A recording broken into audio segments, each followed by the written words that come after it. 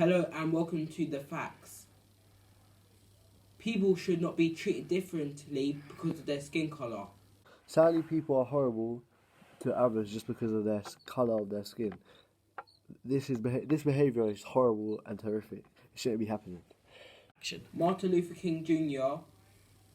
was born in America, Atlanta, Georgia. He always, through his life, he's been fighting for what he believed in.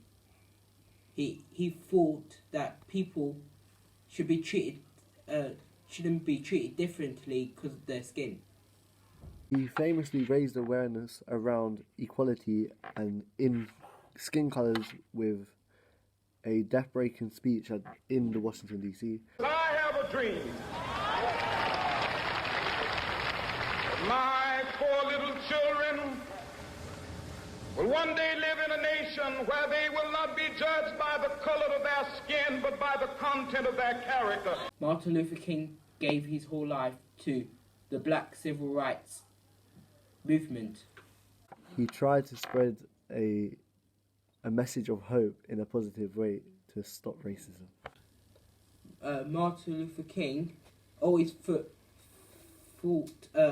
for what he believed in, and he never gave up what, even when it was tough for him. And